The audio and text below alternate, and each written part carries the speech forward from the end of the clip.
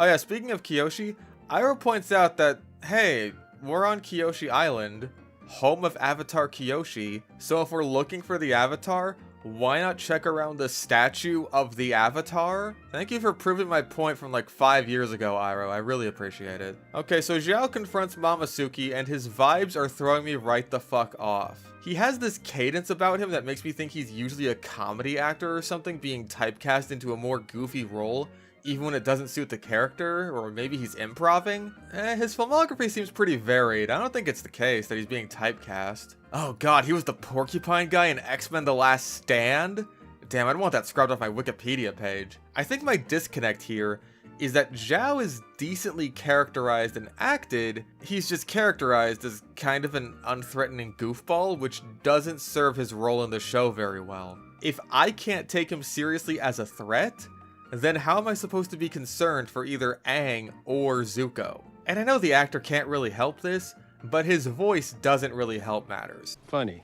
That's not what I'd heard. I understand you had an unexpected visitor just the other day. Zhao's original voice actor, Jason Isaacs, played the character very straight and serious, and his deep voice enhanced the performance. There is no escaping this fortress, and no one is coming to rescue you. We'll be following this map to a very special location. And when we get there, we're going fishing. You should have chosen to accept your failure, your disgrace. Then, at least, you could have lived. Oh my god, he was in Scoob! I can't believe that was a real movie. Dick. This new Zhao's voice is up a few octaves, so it doesn't quite hit the same. I can't imagine this guy saying the same lines as Zhao with the same authority and venom that Jason Isaacs offered. They will call me Zhao the Conqueror. Zhao the Moonslayer. Zhao the Invincible! I am a legend now! It will tell stories about me! For generations, Zhao the Moonslayer. Anyway, he's like, give up the Avatar. No. Please? No. Please? No. Can we at least look around for him? Okay, fine. And then they give them a couple of steps before they start the assault on Zhao's troops. Look, all these guys haven't even moved. They're basically still in formation. Why not let them disperse a bit and then go all ninja on their asses? In the original show, the Kyoshi warriors used ambush to attack Zuko and his men because they didn't hang out in the open like a bunch of dipshits beforehand. Why would you choose to do this if all it does is put you at an immediate disadvantage? Oh man, and now we're back to bitch Kyoshi. Aang's like, hey, I'm supposed to figure all this shit out on my own? What happens if I end up hurting people? And Kyoshi starts laying into him for not being there for the world for the past 100 years. Look how pissed she is at him. She says that if he runs away from his responsibilities again, then even more will be hurt, but Aang didn't run the fuck away. We've been over this, god damn it. I would think that Kyoshi should have all the context for this. My assumption is that all the past avatars had all the context for the current avatar's life. Part of the whole inside of you all along deal. And in the finale, Kuruk didn't need to be caught up on the whole Ozai situation. He came out with his depressing ass wisdom right out of the gate. So Kyoshi should probably know it wasn't Aang's intention to run away. This almost transcends the characters. It almost feels like the writers themselves are pissed off at Aang for disappearing like he did, but they're also the ones who made it so that it wasn't his fault this time around in the first place when it was before. And I'd go so far as to say that this is out of character for Kyoshi. You know, real Kyoshi. She was pretty cold, stoic, and matter-of-fact about things like this. Not exactly the overly emotional type, while this Kyoshi is seething with rage at this confused child for accidentally getting frozen. OG Kyoshi would simply tell Aang as bluntly as possible that if he's too scared to try, then people will die and the world will burn. She wouldn't get all pissed at him over it. In fact, that's basically how she acted in the finale. Okay, so then Kyoshi uses her powers of precognition to tell Aang about the impending invasion on the Northern Water Tribe. And wait, what? Kyoshi can see the fucking future? No. No. That literally ruins everything. You seriously have no idea how damaging this is to the entire narrative. The Avatar has never had powers of precognition before. The closest we ever came to that was Aang getting a vision of Katara in danger in the Guru, but that was happening right then, not in the future. And Roku knew about Sozin's comet because it happened every 100 years on the dot. That shit's easy to remember. Though apparently if this show's final scene is to be believed, the Fire Nation has somehow forgotten the date since the last one. So the question is, why the hell did you change it so that Kyoshi gives Aang a vision of the Siege of the North instead of a vision of Sozin's Comet? Does that not give him enough reason to still go to the North Pole? Oh, is it because Aang actually has no interest in learning waterbending? I understand wanting to give the story some narrative thrust early on, but by giving the Avatar precognition, you utterly destroy the stakes, as now every bad thing that's about to happen can just be seen by past avatars. Or does this also extend to Aang? Who knows? Maybe this is just a general Avatar power now. That doesn't ruin anything. Not to mention it creates massive plot holes when you allow the guy that you know is going to lead the attack on the North because of your precognitive powers to live, when you have every means of killing him and no qualms about doing so with others. And we know this is going to end in Sozin's Comet anyway, so the fact that Aang doesn't know about its impending return means we now have to wait even longer than we did originally to get those all-important stakes. This has pigeonholed us into a future exposition dump that did not need to exist, you fucks! Kyoshi closes this off by saying that being the Avatar means being a mighty, merciless warrior while she has a scary demon voice. And again, I'm cringing as the showrunners fall for the fan-base memes about Kyoshi's character. She was not like this in the original show, or in the Escape from the Spirit World game, which is canonical as far as I'm aware. Though I haven't read the Kyoshi book, so I can't say what she's like there. Anyways, we get back to the fight.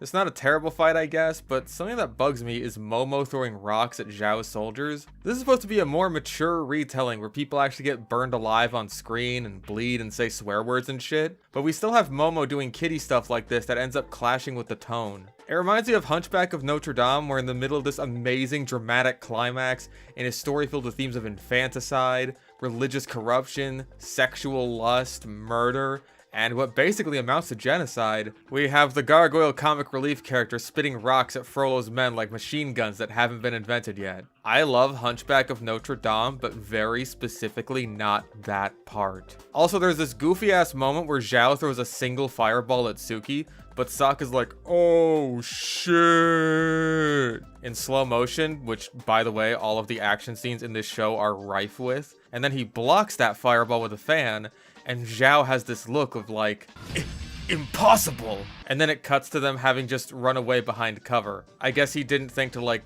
throw another one. How about like a big stream of fire? Firebending in this show seems to be very limited to just plain fireballs, and I find it to be super uncreative and disappointing. Where's Zuko's cool ass fire daggers? And fire kicks were super common too. Okay, so Katara's plan is to single-handedly hold off Zuko before he gets to Aang. I don't blame her for this. She's in a basically no-win position here. But again, I'm extremely annoyed by the fact that Zuko is wasting his time giving her a chance to back down. Roll the fuck through her. You do not have time for this. Are you desperate beyond all means to capture the Avatar and restore your honor, or are you a nice guy who's willing to talk things out? Fucking pick one. All of this happens while Kyoshi is telling Aang to grow some fucking balls and stop being a little pussy, and telling him that the island is under attack. So Zuko and Katara fight, and as this happens, Katara has a PTSD flashback to the night her mother died. And you know what? I appreciate this as a concept. It's an appropriate memory to bring back at this time, and considering her feelings about Zuko in Crossroads of Destiny, the fact that she not only associates him with the enemy, but now also her mother's death, could make that conflict between them stronger when it comes around. But I kinda feel like this steps on her big moment from last episode a little bit, huh? Like maybe it was easier for her when the guy firebending was really far away. But hey, so was the fucking water. After knocking her down, Zuko is about to straight up murder Katara, and again, you do not have time for this. Like, hey, glad to see you acting like a villain because you're supposed to be one, but grab the fucking bald kid and go. In fact, he double doesn't have time for this because Kyoshi then possesses Aang and goes absolutely ballistic. She doesn't kill Zuko, even though she easily could, probably because she can just see the future now and knows he's Aang's firebending teacher, and she zooms away by rocket jumping to go fight Zhao's soldiers. And Katara just teleports into town, I guess. Yeah, you didn't slip that one past me, show. She didn't get into town at the same time as Kyoshi when that bitch fucking flew there. Kyoshi then starts slaughtering Zhao's men, but there might be something you notice. Isn't there someone missing in this murder tornado? A very important someone who will be responsible for that tragedy in the north you so want to avoid, Kyoshi? You might know him as Zhao the Conqueror, Zhao the Moonslayer, perhaps Zhao the Invincible? Yeah, Just leave him standing there, slack-jawed and completely unharmed. Really glad you were ripping into Aang, saying loads of people will die if you don't even try, and then you don't even try to stop the guy who's going to kill the moon. That is so cool. So Zhao aborts mission, Aang comes out of the Avatar state, and everyone's just like, yeah, you gotta leave, but we're still cool. Sokka pulls Suki aside, and yeah, it's the same old shit. He represents the outside world to her, and they kiss. Not the kiss on the cheek that she gave Sokka in the original, but a full-on smooch. I probably don't have to tell you that I prefer the original, because again, all of their time together up until that point was spent breaking down Sokka's preconceived notions, and then building up mutual respect for one another. And good relationships are based on mutual respect.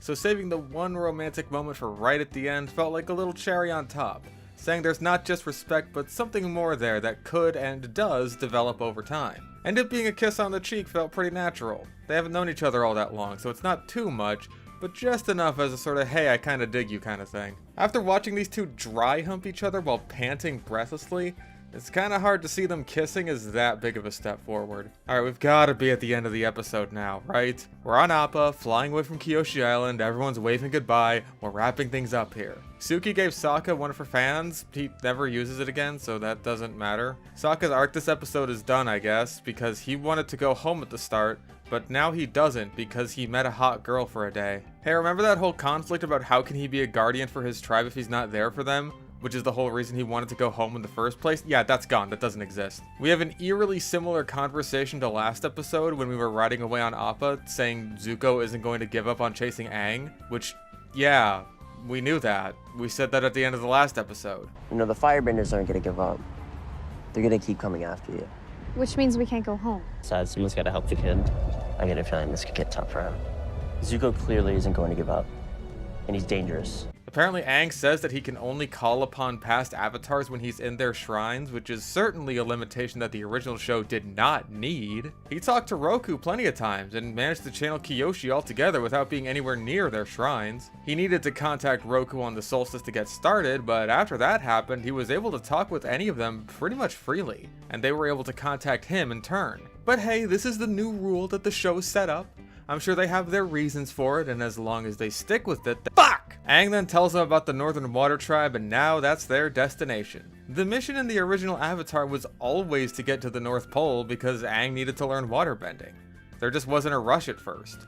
Not until the winter solstice when Aang talked to Roku. Now though, well, I hope it was worth the narrative thrust to completely break the fucking narrative. Oh my god, and they share a proper laugh. That's a shock. I never would have fucking guessed coming from these people. God damn it, there's a fucking Zhao scene after this. Okay, so he basically lies out of his ass saying he had no idea the Avatar would be on Kyoshi Island and it was all a big coincidence. I genuinely can't tell if Zuko and Iroh buy it or not. But Zuko begs Zhao not to tell anyone about the Avatar's return. It's actually kind of pathetic. Zhao is fine with this and offers to work with Zuko to find the Avatar together. Okay, look, I get that Zhao is blowing smoke up Zuko's ass here, but having Zuko and Zhao work together, even under false pretenses, is such a massively stupid idea that I can't imagine why they went with it. For starters, it makes Zuko and Iroh seem like imbeciles for allowing this incredibly shady man they hardly even know to come along with them in their search for the Avatar. Especially Iroh, since he's the one who allows this to happen, and he's supposed to be the wise one. Zuko tries to shut him down, but Iroh interrupts him. It's really fucking weird. For a wise old man, that was a pretty stupid move. For seconds, how valid is Zuko's claim to the Avatar's capture, even if they do succeed, if Zhao is right there with him in the first place, arguably providing far more to the search and capture effort than Zuko is, since he's a commander of multiple ships. For thirds, Zuko and Zhao working together is simply not as interesting, even if the reasoning is bogus, as it undermines Zuko's underdog status. And for fourths, this adds nothing to the narrative, as having these two characters with similar motivations now overlapping means Zhao is just kind of a dumb mouth breather hanging back while Zuko does everything until he inevitably gets betrayed by someone he should have seen betraying him from a mile away, and he had no plan for this, I guess. All this pairing does is pretend there's no conflict between these two until there just is. And that's way less interesting than seeing these two go head to head.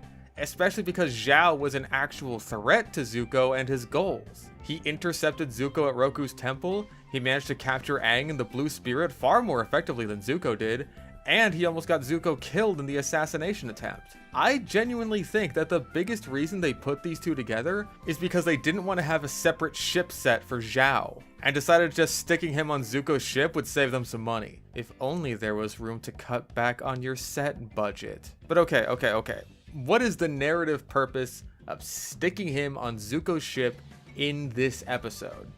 He uses information he already knew and didn't need to be on Zuko's ship for, to tell Ozai that the Avatar is alive, and also information Ozai should already know if this show was even remotely consistent. Zhao is basically just using Zuko as a stepping stone to get more pull with the Fire Lord, so he can move up in the world for nebulous reasons that are completely disconnected from his ultimate goal of killing the Moon Spirit. Oh, and of course we see Ozai's face immediately, because of course we do. Because fuck you. Don't worry guys, I'm sure this is the worst thing that will happen to Ozai in this show. So anyway, that's episode 2. Not exactly the best follow-up after the disaster that was episode 1. Was it any better? I could at least see where they were trying more in some areas. Attempts were made to make Aang and Katara seem more like friends, and the story was a lot more focused as it wasn't basically two completely separate plots. And thank God the exposition was cut down by a truckload. But I can't get over how butchered the characters are. And stretching the Warriors of Kyoshi out to an hour really didn't do the show any favors. Especially because we still just don't have all that much character to go on for our main cast. Katara is especially egregious. She just doesn't have a character at all. I really think they should have expanded on the waterbending scroll subplot if they were going to put it in this episode. It would have made it feel a lot tighter and more economical, instead of wasting so much time with superfluous Zuko scenes we didn't need to see, and this stupid dry humping shit. I hated everything they did with Sokka and Suki so much, and it takes up a big chunk of the episode. So for that reason alone, I'm glad I won't be revisiting it after this. But okay, that's 2 episodes of a really rough start. Will the next one get any better? Excuse me, what the fuck?